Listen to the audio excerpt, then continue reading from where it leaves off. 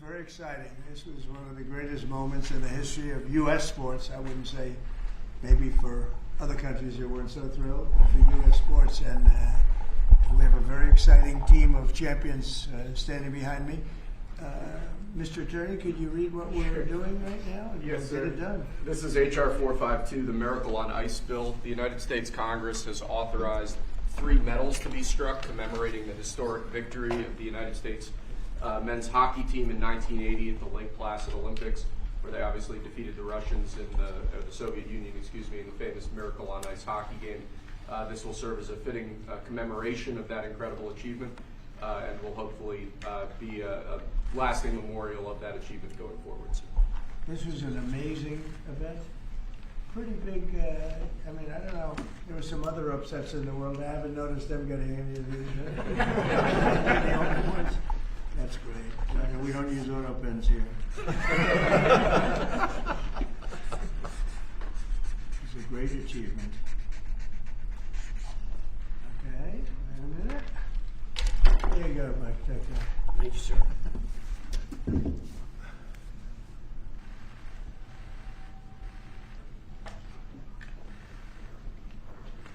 So great, right? Most of these people are too young to remember that. Most sports fans know it. Thank you very much. It's a great honor to have the media too. We're delighted to be joined today by true legends of American sports history, the heroes for the entire nation, the 1980 U.S. Olympic ice hockey team.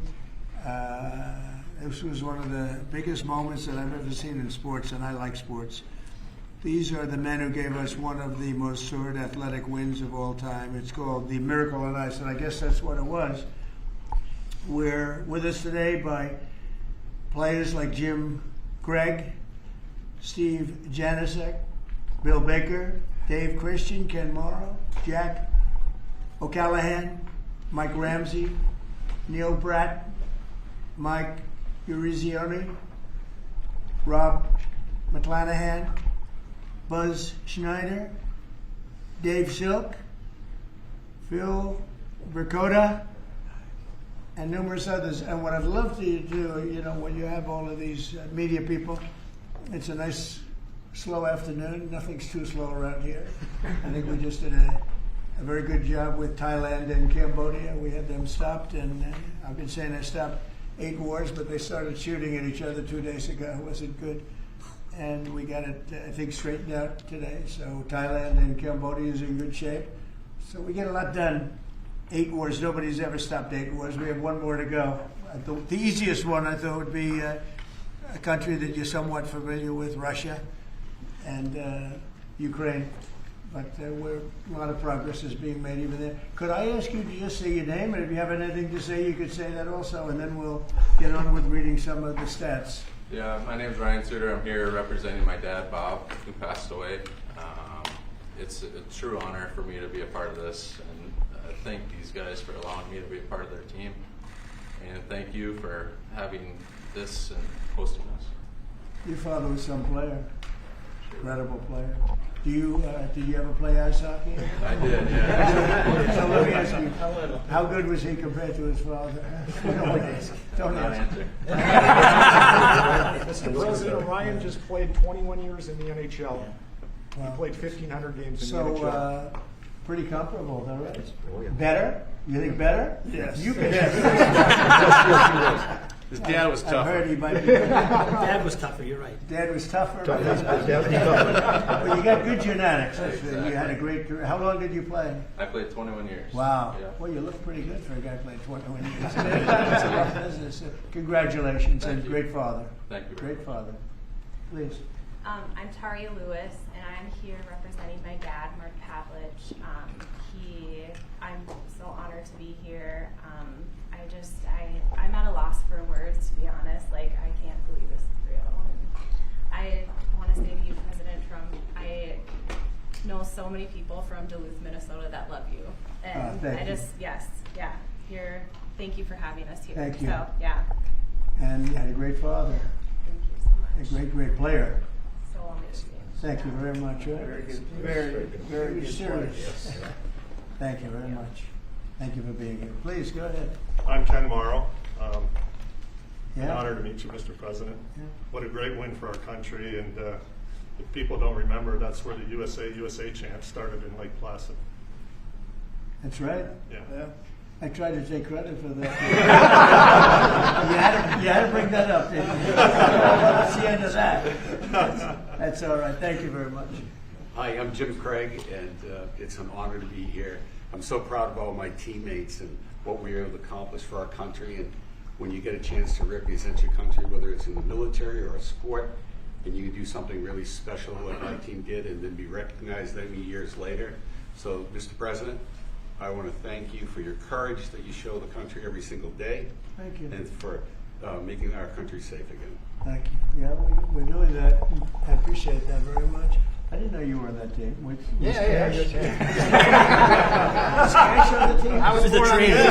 I was a trainer. Great. Thank you for being here. He's doing a great job. Thank you, Cash, very much. Buzz Schneider, Mr. President, thanks for having us here.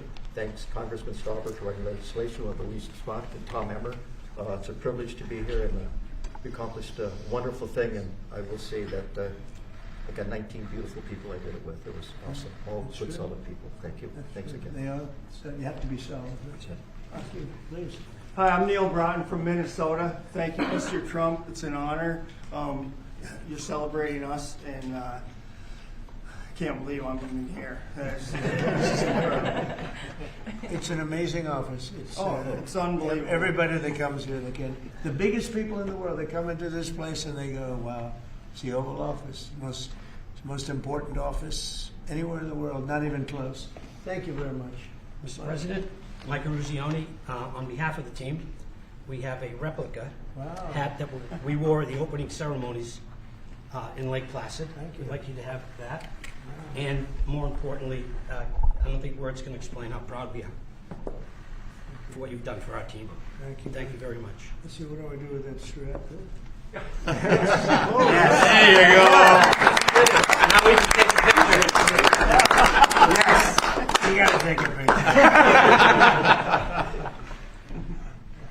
Remember a certain governor in Massachusetts when they put that helmet on? That was not good. Michael did practice. Yep. They put that helmet on. That was the end of his political career. But the honor that you bestowed upon our team is something that's incredible. Thank you very much. Thank you. Well, I feel it. Thank you. Mr. President, hello, I'm Jack O'Callahan from Charlestown, Mass. And I grew up on the battlefield of where the Battle of Bunker Hill was fought. And that's where it all started. And thank you so much for having us here. We're a bunch of proud Americans, and we're thrilled to be in your presence, sir. Thank you very much. I'm thrilled to be with you guys. Winners, champions. Mr. President, my name is Dave Silk, and like Jack said, I'm a proud American. Thank you for having us here, and thank you to all that put this on for us. Thank you. I'm honored to be here. Thank you, fellas. It's really nice. Thank you. Mr. President, Bill Baker. I'm from Minnesota. I know that right now that doesn't ring very well. Hopefully we can get that turned around. Do we have Somalians in the any Somalians in the team? I don't think so. Ilyan, Omar. The pride we felt in 1980 was incredible, and we are starting to feel that again thanks to your leadership. Thank you very much. Well, you know, Minnesota's a great place, and this is a great leader right here Sure from is. Minnesota. He loves it. Not happy with what's going on up there, and I think you'll take care of that situation. We're all with you. With your help. No, you have my help. What's happening up there is a disgrace. It's a disgrace. Billions of dollars have been stolen. Billions sent back to Somalia. And Tom can solve that problem better than anybody. And you have the go-ahead, right? Yes, sir. Thank you very much, sir. Thank you. What do you think of this team? This is the team that set the whole tone for this country back in 1980. It was the beginning of the great comeback, which, by the way, Donald J. Trump was the next beginning of the great comeback. So it's perfect that it's both you and this great team from 1980. Thank you, Tom. You're doing a fantastic job. Really a great leader. We appreciate it, friend. And Jackie is a great spouse. Remember, that's her favorite. That's right. That's true. That's what I heard. Yeah. And Elise, everybody knows Elise. She's doing phenomenally well. A really tremendous congresswoman, and she's running for a little position called governor of New York, and she's got a hell of a shot at it. That's all I can see. I see polls that look very good, and we we could use you in New York. She's got a little competition and with a very good Republican, but she's a great Republican. So we'll see what happens, but at least it's respected by everybody, and we appreciate it. Thank you so much, Mr. President. As the representative for Lake Placid, this is so meaningful to my constituents, and we are home of the Miracle on Ice, and it's wonderful to be here with these teammates who just stood so proudly for Team USA. Thank you. Thank you, Elise. Thank you. Please. My name is Dan Brooks. I'm the son of Coach Herb Brooks. It's an honor to be here, Mr. President. My dad, he believed. He believed in the American hockey player. He believed in his country. He loved this team. He loved his country. I wish he was here, but it's an honor for me to represent him. So thank you for having me. Well, your father was a great guy. I knew him a little bit, and he was an amazing coach. What he did was just incredible. He was tough, but fair. He was tough? Was he tough on you? Yeah. I lived with him for 20 years. But good. I would say my father was tough too. My father was tough, but good. Yeah. All right? They were good people. Thank you very much. It was an honor to be his son. Thank you very much. Thank you. He'd be very proud of you right now. Robert Flanagan from Minnesota. I'm just echoing everybody else's words. It's an honor to be here, and it's an honor to be a teammate of this great team. It's all about we, and we're great teammates. Yeah. That was really a perfect case of it. Yep. That team was a perfect case. Please. I'm honored to be here. I'm representing my brother Mark, who died in 2024. I know he's looking down with a big smile on his face. Great player. Yeah, and I'm sure I am honored, and I know he would be too. Thank you very much. Thank you. Mr. Trump, Dave Christian from Laurel, Minnesota, Hockeytown, USA. Is it still? Is it? It still is. But it's a privilege and an honor to be here with the greatest teammates anyone could have. Thank you. Well stated. Great honor. Great job. Mr. President, Mike Ramsey. I'm also from Minnesota, and Minneapolis. It's not Hockeytown, Minnesota. It's an honor to be here with my teammates and you. This is awesome. That's great. Thank you. Great to have you. Thank you very much. Mr. President, Steve Januzak, also from Minnesota, White Bear Lake, Minnesota. Right. It's not as big as it sounds. I backed up Jimmy Craig and want to thank all you guys for the job that you did. Pleasure to be a part of this team. The luckiest guy in this team. Yeah. Jimmy Craig was pretty good, right? I know goaltending, and he did an awesome job. Yeah. Pretty good. Yeah. That's great. Thank you very much. Thank Great you, honor. sir. Thank you. Wow, I didn't know he had to talk. What do you think, Phil? I'm speechless, of course, but I'm Phil Burkota, originally from Duluth, Minnesota, and certainly, like all the other gentlemen here, we're having a wonderful, wonderful day, and just seeing the history of Washington, D.C., and the invitation and the award is beyond what I could imagine. Well, it's an honor, and so many people from Minnesota. It's something. Huh? Good hockey blood, huh? Oh yeah. There's so many people. A lot of the team. Congratulations. And Minnesota's going to be back, right? Better be Going to be back. Going to be back. You got a little bad governor up there, and a couple of little problems. But it's going to be back. And unbelievable people in Minnesota. 45 years ago, this tremendous group of collegiate players and amateurs faced overwhelming odds against the Soviet Union in Lake Placid Winter Olympics. They said it was the greatest team ever put together, the Soviet team. They weren't saying that about you, but you were damn good. They were saying that team was unbeatable. The same month, the USSR's hockey team had crushed our squad. They did an exhibition game of some kind, and it was not pretty, 10-3. And people were not even looking forward to this game, fellas, I hate to tell you. They liked it. That last 10 minutes were not fun. The Soviets had not lost an Olympic game since 1968, and they were coming off a 4 straight gold record, gold medals. In 64, they won the gold, 68, 72, and 76. Other than that, they weren't that good, right? They were great. And this was supposed to be the best team that they ever had. So it wasn't looking too sharp for our great champions behind me. As one American sports writer put it at the time, the whole world expected the Soviets to win, quote, unless the ice melts. So that wasn't a very good statement. But then it began. Despite the long odds, the Team USA blazed through the group stage, meaning other countries went through them pretty easily, advancing to a long-awaited rematch against the USSR. 3 times we went down by a goal. For most of the game, they were down by a goal 3 times, and then remarkable players put America back on top where we always wanted to be. Buzz Schneider, he scored the opening goal, and a slap shot from 50 feet. That's a big slap shot. That's a hell of a how the hell did that happen? Was there a goal? I thought they had a good goal. They did have a good goalie. The pass came across the ice. I caught it going the other way. And Just happened, right? shot his Miracle, they call it. Remember? I'm not sure. That's a long one. Yep. That doesn't- Good one, though. How often does a 50-foot shot go in? Not too much, huh? That one. When you have a little extra power, you're strong. You were a strong guy. That's something. That puck was hit. We have a puck here. Does this mean anything, or is this something they just gave us? I gave the FBI hockey pucks to the Well, team. that's good. I'll put it here on top of a piece of gold. In the second period, Jim Craig withstood a barrage of shots on goal and kept the dream alive. That's the guy, right? And then after a goal from team captain Mike Eruzione, who's a fantastic guy, and I know him from outside of hockey, we play golf. We were in a golf team together, and we happened to win, right? We did, sir. We won. Yes, we did. I liked my partner very much. But he put us up 4-3 midway through the third. These fighters held on to the longest 10 minutes of their lives. They call it the longest, most horrendous, scariest 10 minutes. Is that true? Absolutely. Because you couldn't believe that you were there, right? And they're leading by 1, and they got 10 minutes, and just please. Anybody pray? Were you praying?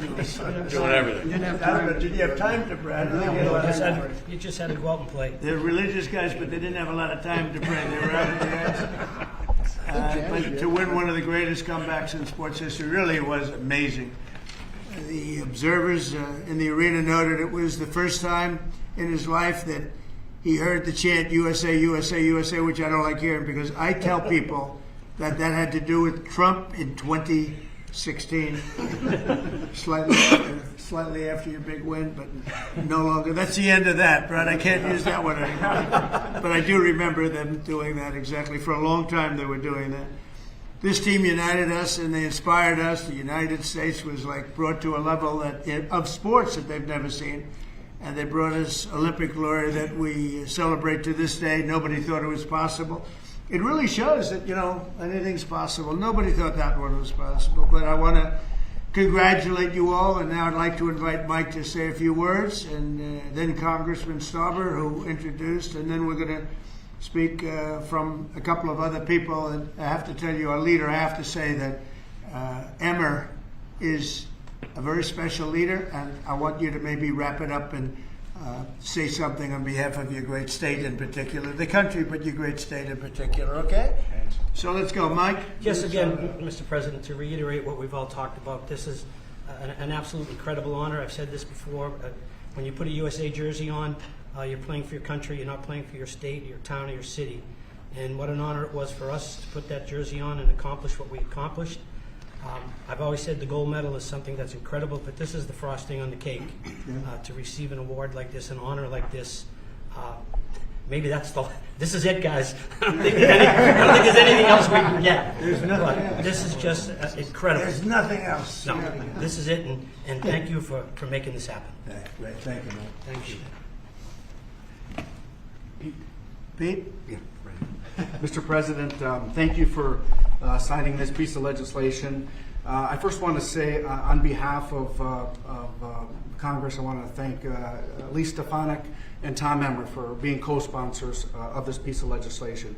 I also want to thank my staff. Ali Esau in my office did a tremendous job getting this, to be able to pass the House and the Senate. I want to thank my staff. And Mr. President, It was 45 years ago, Friday, February 22nd, 1980, that the game of hockey changed. It was a 5 p.m. game. It was tape delayed.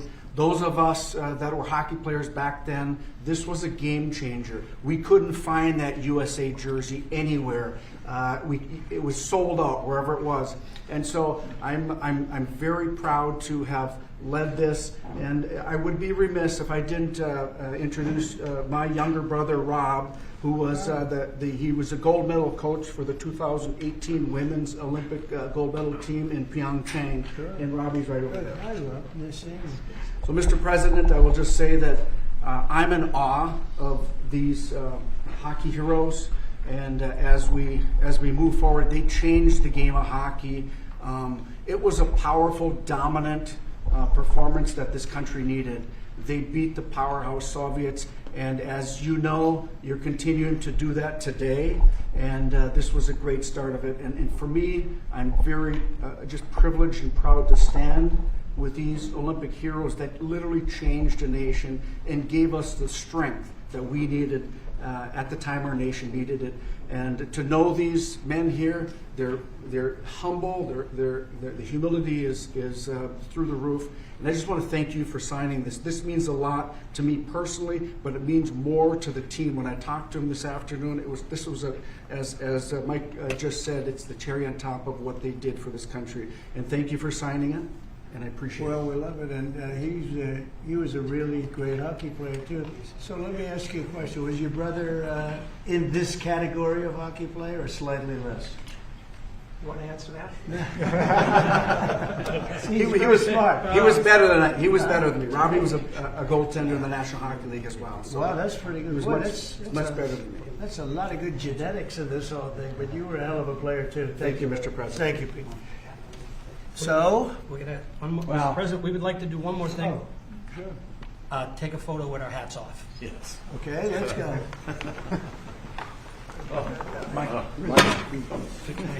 That's from Minnesota, or used to wearing hats. Okay. Straighten it out. Take a good one. You have Dan? Let's go, Dan. Get with it. Yeah, Get with it, Dan. Mine's good. Oh, there we go. Good photography. You got a little off guard. Could we move the boom mics up a little bit, please? Can we all bring it up just a little bit tight? It's a good photo. Good idea. A little bit more?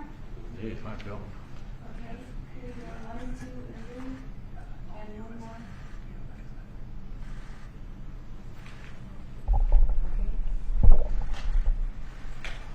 So we're going to finish up with Tom Emmer, and he's been just a fantastic congressman, leader, person from Minnesota. Loves that state. Boy, do you love that state, and they love you equally as much. Please.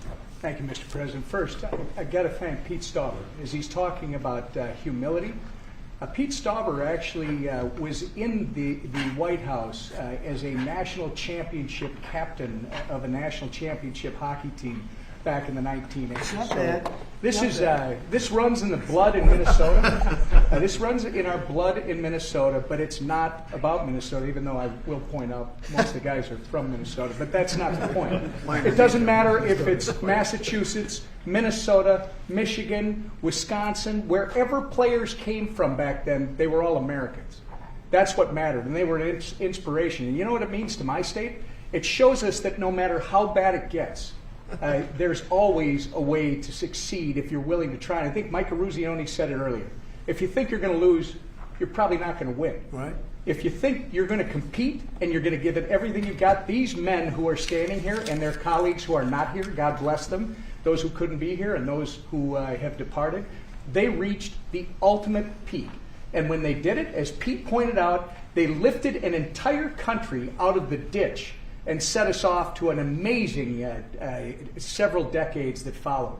And it's not much unlike the 47th President of the United States. So I think it's entirely appropriate that you're doing this for these men. You're really doing it for the country.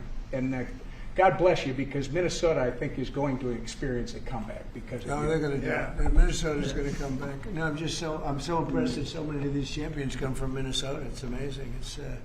It's a great place. Thank you very much. We engineered it. One of the best players for I think just. It starts again. Well, thank you very much. Any questions for the? Let's go to the players first, if you could. Thank you, Mr. President. First of all, it's a great honor to be in the room with all of you. I remember this game, and it had a huge impact on me. You're heroes of mine, and it's really an honor to be in this room. Mike Ruzioni, I have to ask you a question. What did it mean? I realize it was the semifinal game, but what did it mean to you at the time to beat the Soviets, to beat the Soviet Union? Well, at the time, it gave us an opportunity to play for a gold medal. People always talk about the Soviet game, and I know how important the Soviet game was from a political standpoint. We didn't know it at the time, we knew it after. But if we don't beat Finland, we're not having this conversation today. We're not here. As great as the Soviet victory was, and it was an incredible victory, but if we lose to Finland, it would have been, God, if you only could have beat Finland. What was the score? 4-2. We were losing 2-1 going into the third period. That would have been a down. So we're not having this conversation. You are not inviting us to the White House. We are not receiving this honor if we don't beat Finland. So I think it speaks volumes of the team and the team that I played on to come back after such a great victory. We were ready to play Finland on Sunday. And I think, again, a tribute to the team and the type of players that we had. So years later, 45 years later, we realized how important that victory was against the Soviets. But I think a lot of us take great pride in knowing that we closed the deal by beating Finland. If you didn't win that final game, we're not here. Nobody would. We wouldn't have played golf. You wouldn't be here. I would not have invited you. I would have said, gold medals. Yeah, what happened in Finland? Mike could be driving Uber.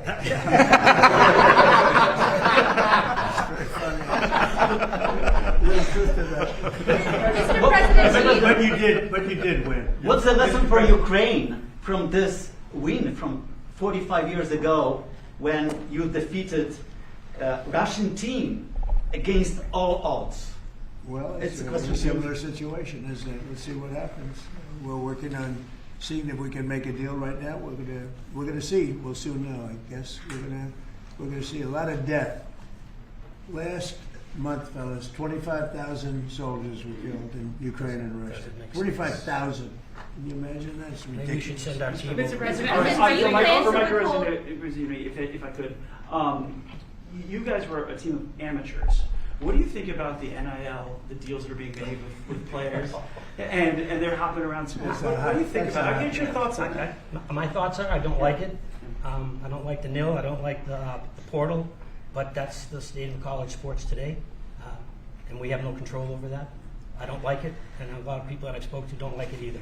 But we have no say. Well, I think we maybe do have a say. I think that it's a disaster for college sports. I think it's a disaster for the Olympics because, we're losing a lot of teams. The colleges are cutting a lot of they would call them sort of the lesser sports, and they're losing them like at numbers nobody can believe. And they were really training grounds, beautiful training grounds, hard-working, wonderful young people. They were training grounds for the Olympics. And a lot of these sports that were training so well would win gold medals because of it. Those sports don't exist because they're putting all their money into football. And, by the way, they're putting too much money into football because colleges don't make, even the most successful universities don't make that much money. And you can't pay a quarterback $14 million to come out of high school. They don't even know he's going to be a very good player. I mean, they've tried a couple of times. $14 and $12 million. And a couple of deals like that, and the most successful colleges are losing money. And I think the NIL is a disaster for sports. It's horrible for the Olympics. And I think it's actually horrible for the players. And you're losing all of these great sports. They're not college football. Even basketball is being affected. Basketball second. But even basketball is being affected. They're putting all of their money in. And I know something about it. They will not be able to stop. You're going to have a college president. I'm telling you, sir, we give a guard $7 million. We're going to win the national championship. And they'll give them $7 and they won't win it. And even if they do win it, colleges cannot afford to be paying the kind of salaries that you're hearing about. And frankly, if you didn't have a very strong salary cap in sports, and even then, in professional sports, they'd all be out of business, everyone. You're going to have these colleges wipe themselves out. And something ought to be done, and I'm willing to put the federal government behind it. But if it's not done fast, you're going to wipe out colleges. They're going to get wiped out, including ones that do well in football. They can't pay $12 million, $14 million, $10 million, $6 million for players. They won't be able to stop.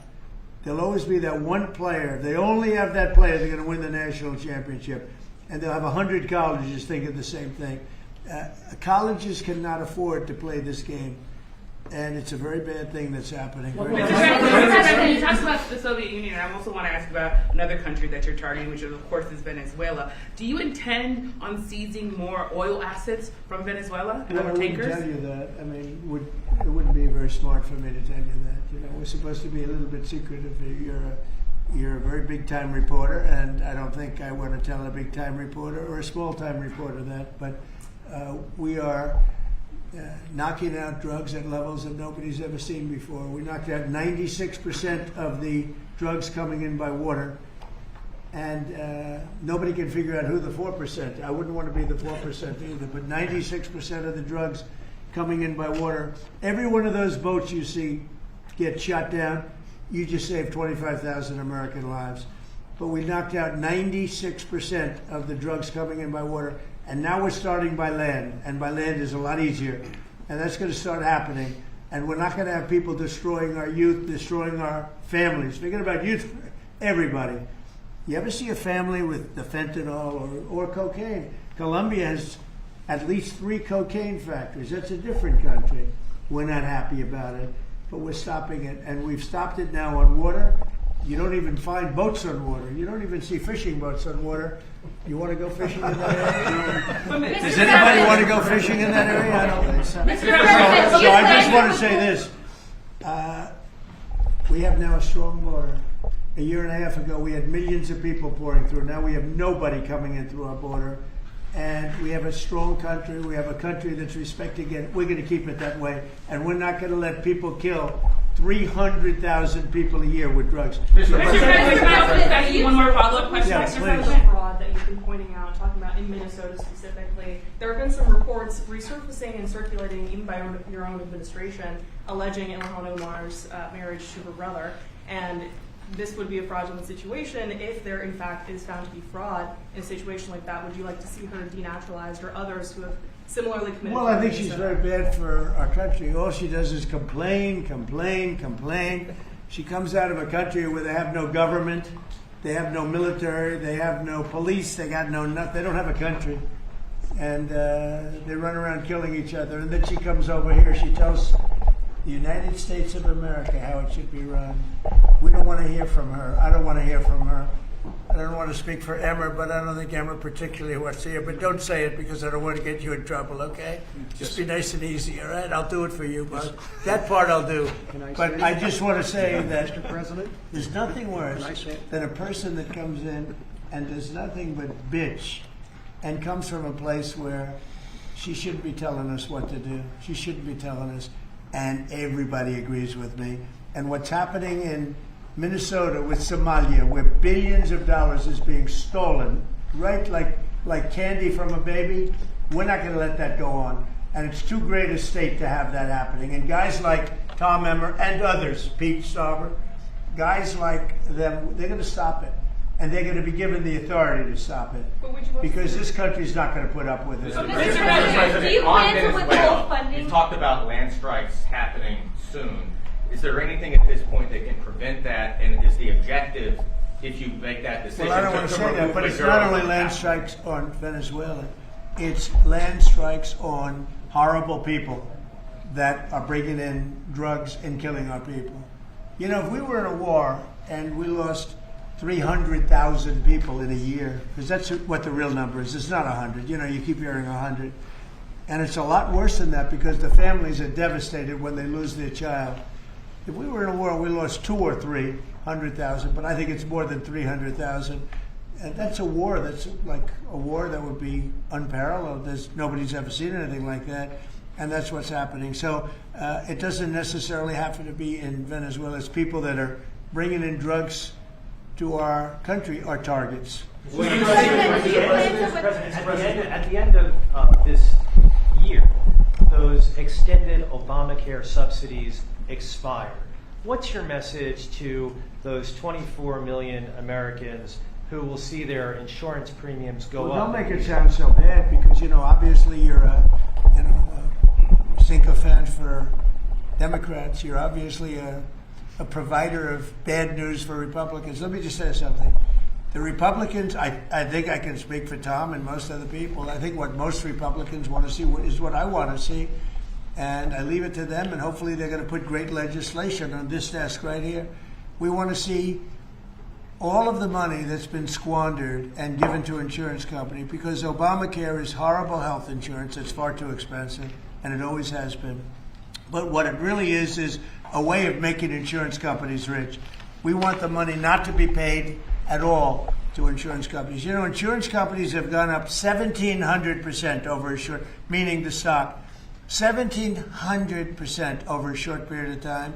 And they've taken in hundreds of billions and even trillions of dollars. And we want the money to go to the people. They'll go in the form of a insurance account, healthcare account, or any other form that we can create. We have a lot of different forms. We want to give the money to the people and let the people buy their own great healthcare. And they'll save a lot of money, and it'll be great. Now, the problem we have is that the Republicans are not at all controlled by the insurance companies. But you know who is? The Democrats. The Democrats have received hundreds of millions of dollars. They're totally controlled by the insurance companies. So we might not get too many of their votes. But I actually think we'd get some Democrat votes. So I don't know how you feel about it, Tom, but everybody wants to see this happen. Everybody. I put it out, and all of a sudden, we've taken over in a positive way. The Republicans have taken over health care in a positive way. I want to see the billions of dollars go to the people, not to the insurance companies. And I want to see the people go out and buy themselves great health care. Much better health care at very little cost. That's what I want. And it's so simple. Mr. President, thank you. A follow-up on that. Many congressional Republicans have said they won't vote for an Obamacare extension deal if it includes funding for abortion. Would you assure those Republicans that you will not propose? Well, we're going to look into it. We're going to look into a lot of things. That's one of many factors. But what we do want to see is we want to see the money go to the people, not to the insurance. Mr. President. No, wait. You have to be nice and easy. Nice and easy. She's very aggressive. Okay, please. Thanks, Mr. President. Can you tell us how this free economic zone would work in the Donbas and land that the Russians took by force? Well, I don't want to do that now. It's a very complex situation, but it would work, and a lot of people want to see it work. And all I want to do is I want to stop the death of 25,000 people a month. Go ahead. Thank you, Mr. President. There were new Epstein photos released today showing you and also Bill Clinton, Steve Bannon. What was your reaction to those new photos that were released? Well, I haven't seen it, but I mean, everybody knew this man. He was all over Palm Beach. He has photos with everybody. I mean, almost there are hundreds and hundreds of people that have photos with him. So that's no big deal. I know nothing about it. How big a role do you want to personally play in the decision by the Fed on interest rates? Well, I've made a lot of money. I've been very successful, and I think my role should be at least that of a recommending. They don't have to follow what I say, but we're going to be choosing a new Fed person in the pretty near future. But they went out, they went out with 71 different people, all economists and Trump. I was 71. And of the 71 people, I got it right, and one other person, I think from the Wharton School of Finance, my alma mater, got it right. There were two people that got it right out of 7, but I was one of them. So I think I certainly should have a role in talking to whoever the head of the Fed is, or the Fed. I don't think that, in the old days it used to happen. Nowadays it's sort of, they think it shouldn't happen. But I've done great. I've made a lot of money. I've been very successful. I think my voice should be heard.